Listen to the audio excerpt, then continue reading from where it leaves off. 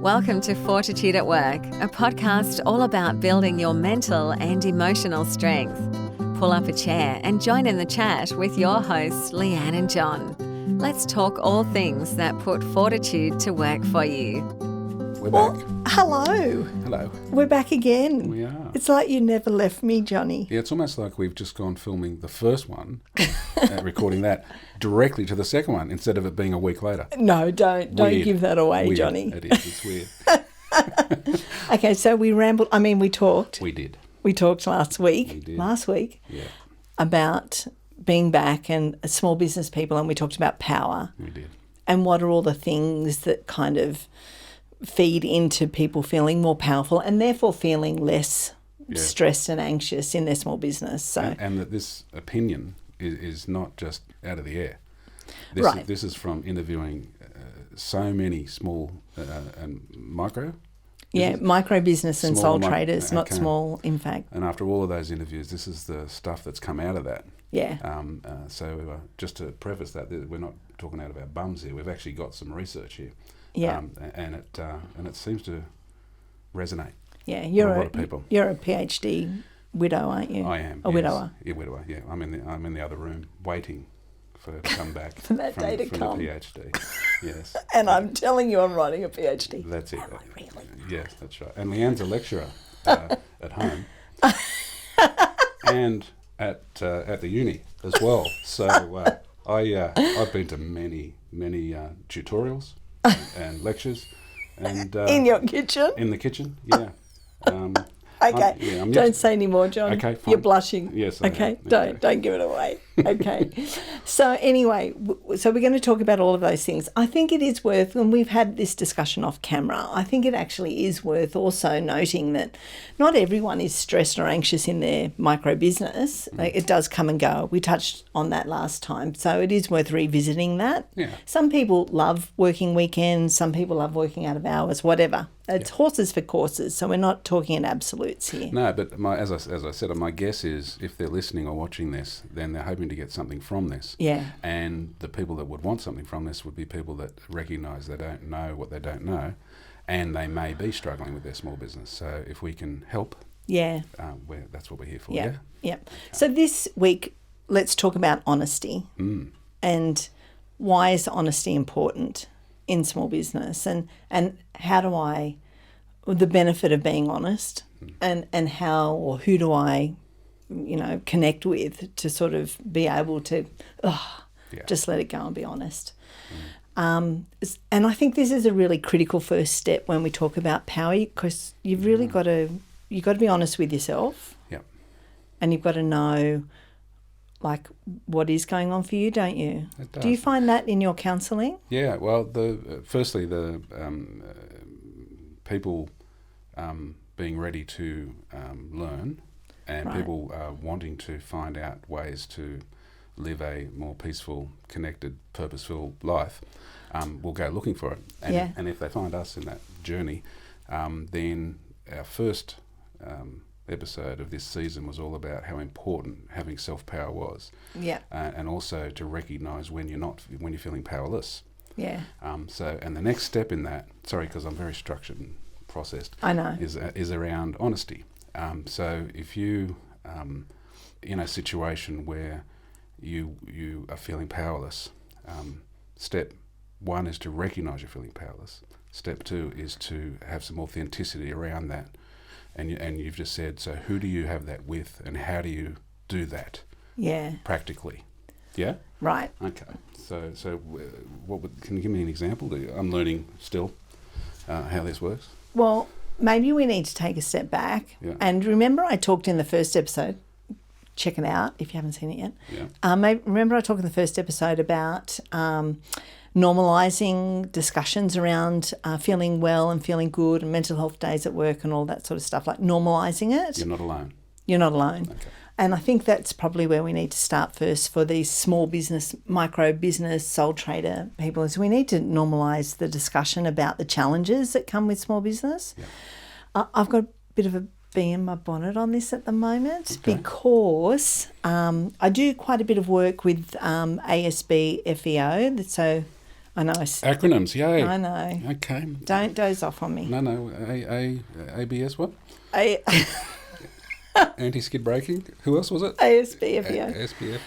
They did a bucket Australian challenge, didn't Small they? Business Family Enterprise Ombudsman. Got it. Keep up, John. Okay. ASBFEO.gov.au. Yes. I've done some work with them in the past, but anyway, they've got some really good data around small and micro businesses at their website, asbfeo.gov.au. They're independent statutory body.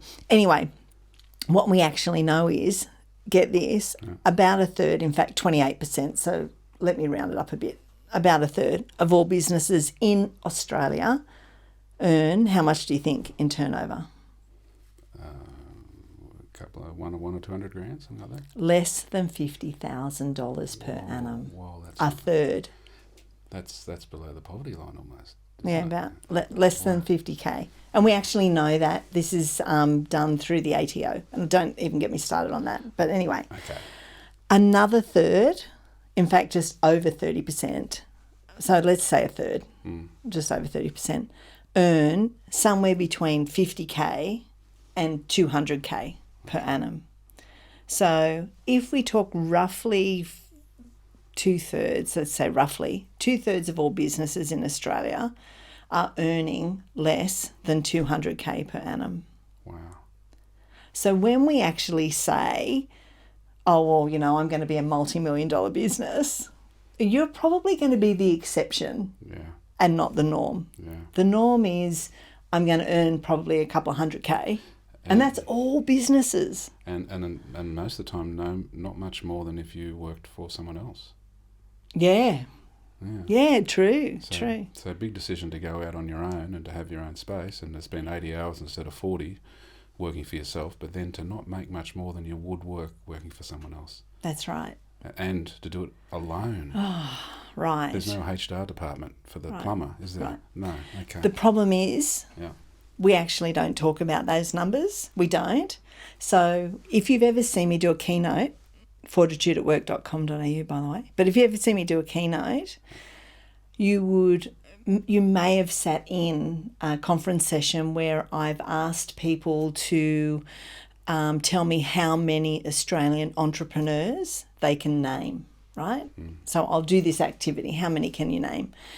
And I do this with my uni students every year. How many can you name? I will guarantee most people will tell me 4. They can tell me 4. So they can tell me Mark Boris, Janine Alice from Boost Juice. They can tell me, you know, the red balloon lady. So maybe we can get to 4. There was a Rupert goat's Murdoch, milk soap lady a few years ago. Oh, who yeah. was doing really well. Oh, God, she's so old news, John. Let it go. Let it Leanne go. Faulkner, really good Yeah, let soap. it go. She Anyway. was amazing. Yeah. Anyway, my point is, if we can only name 4, maybe 6 entrepreneurs, then we're not talking about business enough, because those 4 or 6 people that we might be able to name, I will guarantee you, are the exception and not the norm to what it's like running business. Yeah. So if you're comparing yourself to them, that's not where you're sitting. And those people that get on to social media telling you that if you work with me, you're going to have a multi-million-dollar business, and I only work with multi-million-dollar turnover people, and that sort of thing that sets you perhaps to unrealistic expectations of what a small business is really like for, 98% of all businesses in this country, then we're not normalising what it's like. No, what you'll see in the papers and online or in the media is these exceptions to the rule. Yeah. And if you're comparing yourself to them and you're putting those expectations on yourself, that's unrealistic. It's not the norm. That's right. So to normalise, recognise that you are in the majority if you're on your own, and you're not making millions. That's exactly right. You're in the majority. That's right. And it's okay. Yeah. So I think that's a good place to start, is to say, well, if you're not earning a multi-million dollars in your small business, then you're exactly normal. You are. And there's wherever you're sitting right now, in your office, your bedroom, your kitchen, your truck, If you look around, somewhere within 50 metres, there's someone else doing and thinking the same stuff you are right now. You aren't alone. They're just down the road. Yep. You're just all doing it together alone, if that makes sense. Yeah. So let's start there, right? So let's start by recognising that if we're honest, we're all the same, right? Here we are. I'm sorry, Johnny, but I'm not the Kim Kardashian of the world. Oh, well then. She's the exception. I'm the norm. I've hooked my horse to the wrong wagon here. I was going for, you keep me in the lifestyle, I'll become a passenger. Sorry, honey. Damn, okay. I'm sorry, do you want to end the episode here? That's right, but I'll send some emails later. Okay. Okay. Okay, so we've covered off on that bit first. So we know, firstly, we want to normalise what it means to be in small business. And I think that's the first step of being honest. Yeah. And I wish we had more of these sorts of discussions. So please, can this episode please go viral? Let it go viral. Let's have this honest discussion. Yeah, I actually think it'll save lives. Right. Lives that may be shortened from the stress of putting all those expectations on yourself. Life will be shortened by the stress of comparing yourself unrealistically to other people. So to extend your life, watch the next episode. Jeez, that sounds good. Can we use that as a soundbite? Yeah, that would be great. If you want to live, come back. So anyway, I may have overstated that a little. Yeah. That's okay, honey. Yeah. Anyway, so we want to start by normalising that conversation. And then we want to start by not being afraid to share that reality with other people. That's going to take a leap of faith for some people. Right. Yeah. So that means, for example, this is my little crusade.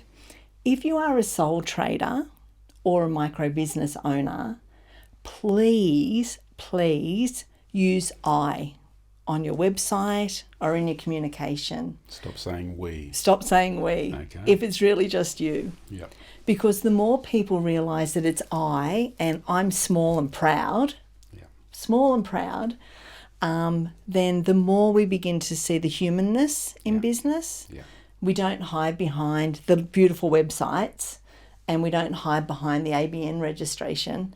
It breaks my heart to see some very small traders being advised to register for GST just so they look bigger on their invoicing. Yeah. Because really what we want to be doing, I think, is reminding everybody that most of us are small business.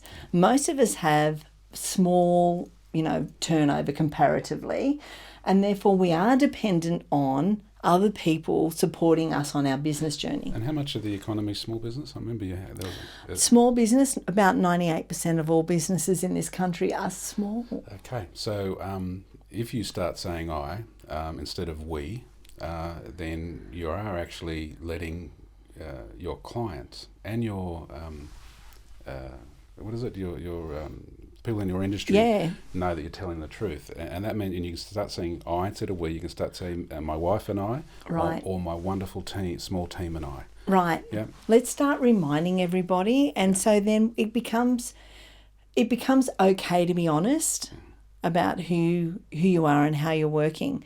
And I think another reason why this is just so critical is, again, if you look at the data that was released just this week about payment terms for small business, only about 1/3 of big business actually pay their small business clients on time. That's a lot of money, a lot of small businesses' money in a lot of bank accounts, other people's bank accounts. Right. It's in the wrong spot. It's in the wrong spot. And why? Because it can be. Yeah. Because we either, maybe they go, well, okay, you want your money, come get it. Yeah. Or maybe they go, oh, they're a big business, they'll be okay, because they don't realise. Yeah. They don't realise. So I think we have to play a role in that, in encouraging people to pay us quicker, because over a quarter of all big businesses in this country take 120 days to pay a small business invoice. Is there an advocacy for small business? ASBFEO, John. Say it with me. That's what you said earlier. Okay, small business. Okay. As for. Okay, there'll be a link. Yeah. Oh yeah, show notes. And they are a voice for small business. Yes, there is also each state has a small business commission, or commissioner, so you can go to them for help. But perhaps most importantly, if we're going to talk about payments, did you actually know that there is a small business debt helpline? It just recently got government funding to carry on and advocate for small business owners, and we'll put those links in the show notes. I didn't mean to hijack this, by the way. No, that's right. And just talk about money. Did I ever hear you at some point saying that the ATO are helping small business more now? Have I got that right? They were doing that in back in COVID days. They've gone back to their... Okay, they're back to being bastards. They were nice for a while. I'm not saying... Okay. I'm not saying that. Okay. I'm not saying that because I think the ATO actually really do care about small business and the mental health of small business people. Well, they pay a lot of tax. Yes. Okay, so they do have things at the ATO to help small business. You just got to take that. Yes. You got to find it. Yes. Okay. Where I did reference the ATO earlier on, though, was talking about how the stats that I've shared here today, and I can see you glazing over. Love the stats.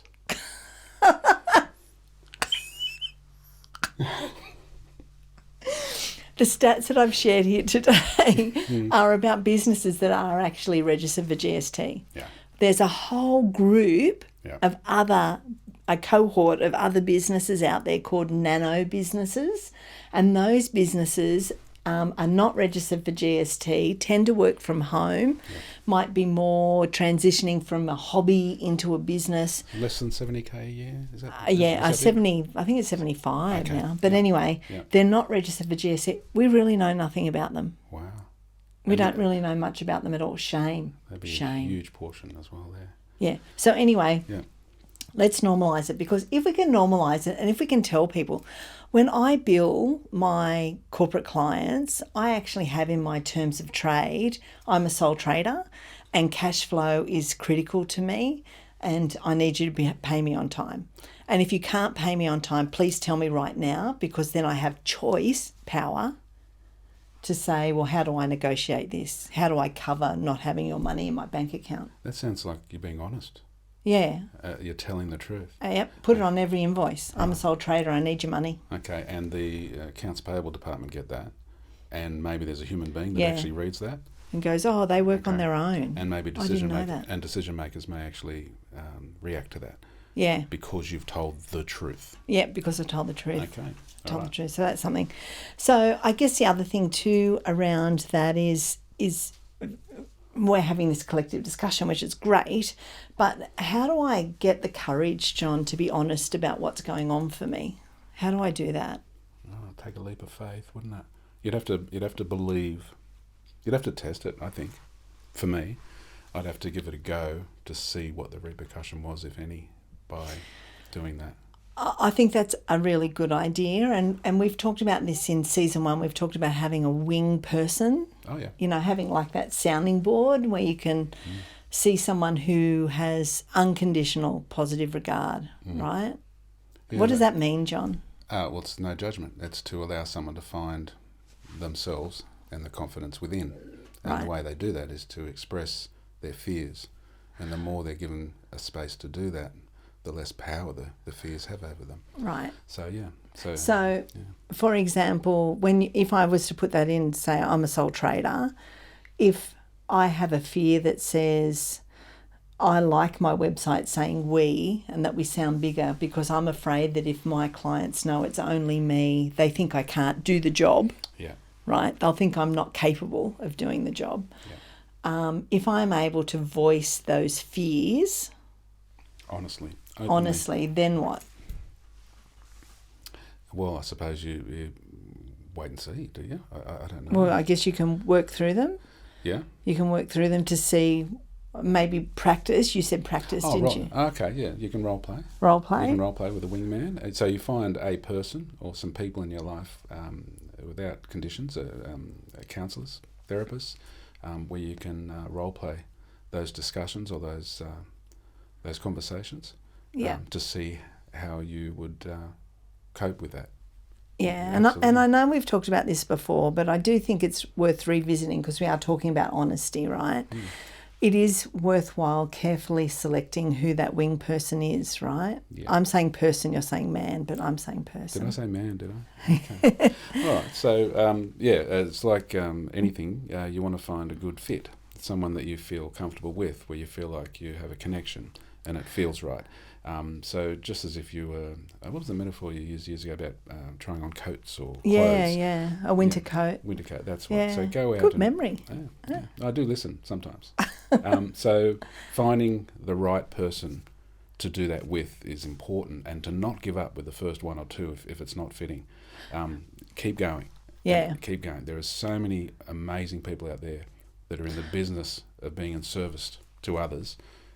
Go and find the one that is right for you, where you feel heard and you feel a connection with, that understands what it's like to be you.